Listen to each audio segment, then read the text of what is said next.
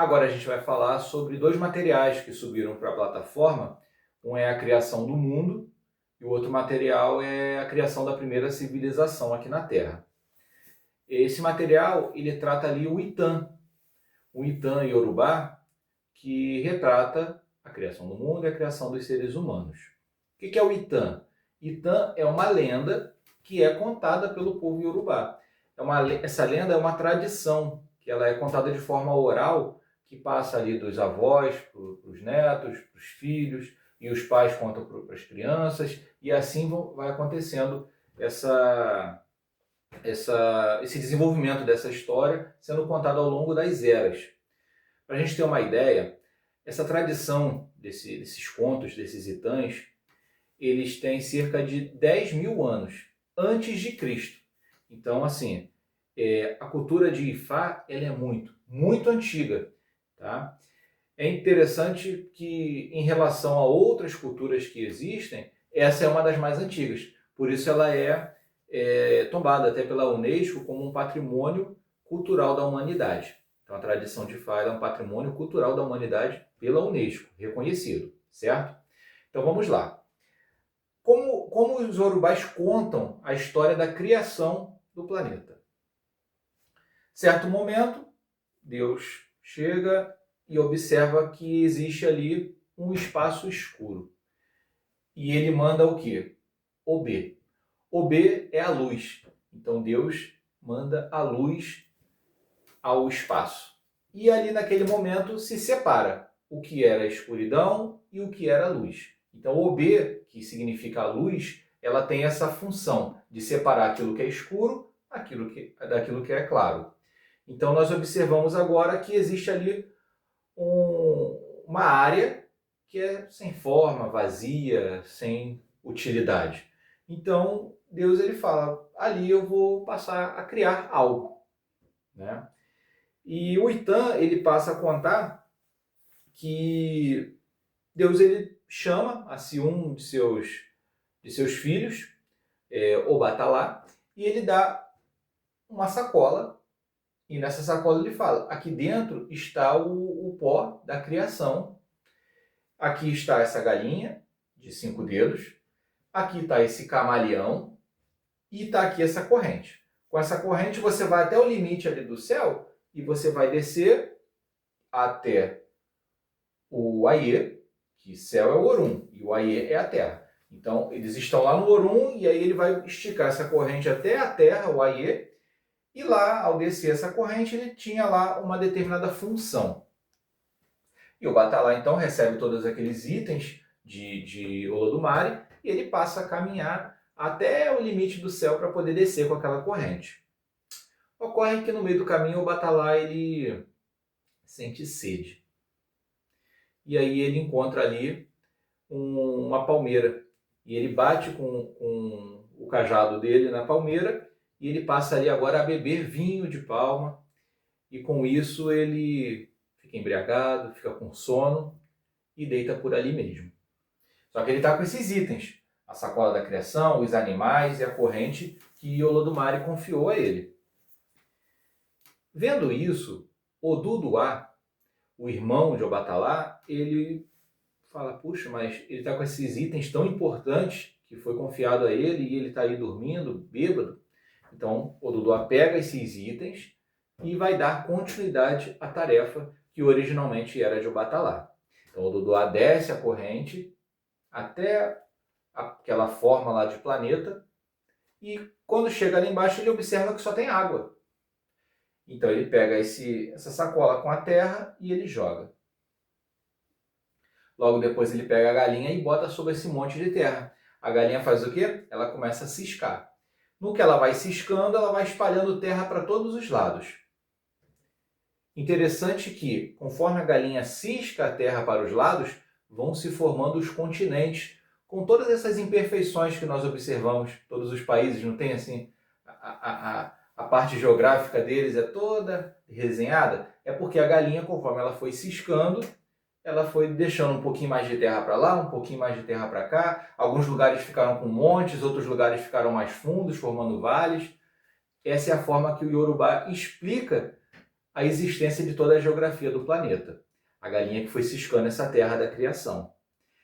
E o camaleão, para que servia? Logo após a galinha terminar de ciscar toda aquela terra, Ododuá colocou o camaleão na terra. E o camaleão, daquela forma como ele anda devagar e com passos firmes e cautelosos, o camaleão foi atestando que a terra era boa, ela já estava firme. Agora podiam-se colocar os humanos ali.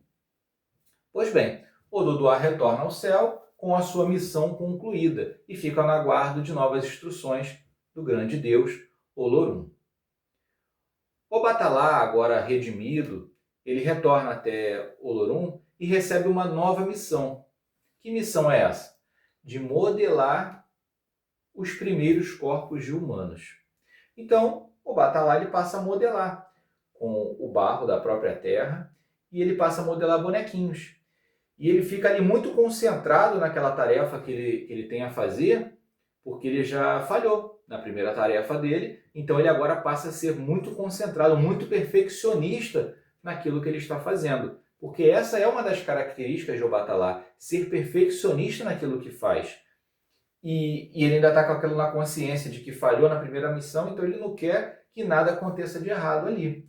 Mas mesmo com todo o cuidado, em alguns desses bonequinhos ele acaba ainda escorregando um pouquinho a mão, e um ele faz de uma forma, outro ele faz de outra, alguns ali faltam um pedacinho, faltam outro, e isso explica toda a diferença de pessoas que existem na Terra. Desde pessoas perfeitas, no sentido de ter todos os membros, até pessoas que de alguma forma não têm algum membro no seu corpo, que já nascem, né, com algum tipo de problema congênito. Então, tudo isso é explicado na tradição iorubá como a forma como o Obatalá foi moldando cada um daqueles bonequinhos de barro. Legal. Após concluir tudo isso, esses bonecos precisavam ter vida. Então, Olorum ele convida diversos espíritos que já habitavam lá no céu e ele fala, vocês vão habitar agora a Terra. Mas antes de vocês descerem, vocês vão ter que ter um motivo. Algo de importante que vocês vão fazer na Terra. Vocês precisam ter um destino. Pois bem, cada um desses espíritos assumiu um compromisso. Quando eu for para a Terra eu vou fazer isso, o outro falou, eu vou fazer aquilo outro, e cada um foi decidindo o que ia fazer. O Olodumare falou, pois bem, então vocês vão até Exu, Onan, Onibodé, Orum, que significa Exu, guardião dos céus, ou Exu, guardião da porta dos céus, ou Exu Onan, como vocês já ouviram falar. Então, esses espíritos vão até Exu e ali eles passam a fazer um pacto, um acordo com Exu sobre o destino deles, o que eles vão fazer quando vierem à Terra. E Exu vai apertando a mão de cada um e vai autorizando a descida.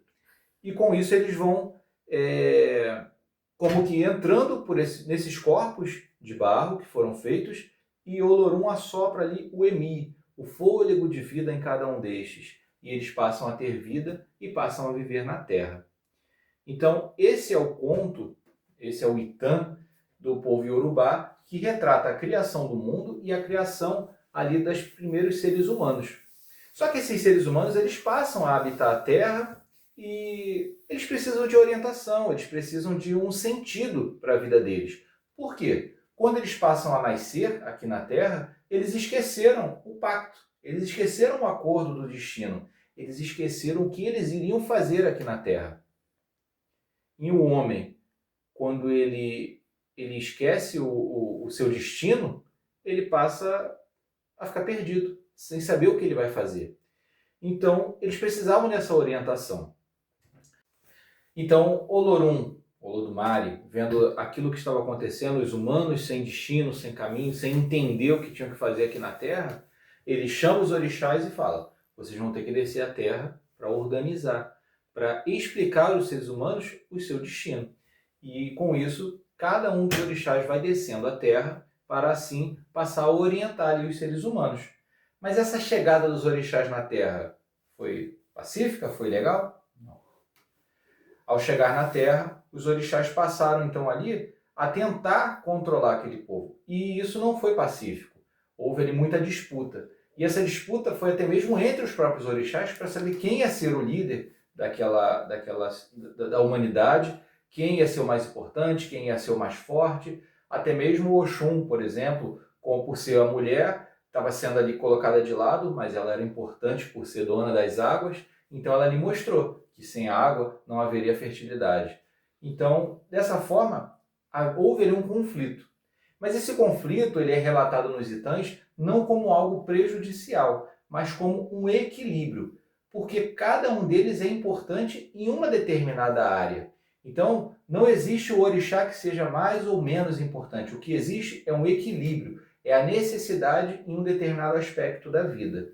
Isso é importante da gente destacar, porque mais na frente a gente vai falar muito sobre isso.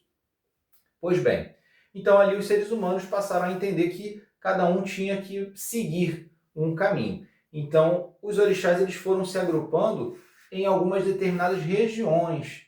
Então, por isso, lá na África, na Nigéria especificamente, passou a existir ali a cidade que cultuava Ogum, porque Ogum foi para lá e junto com ele foram os adeptos de Ogum.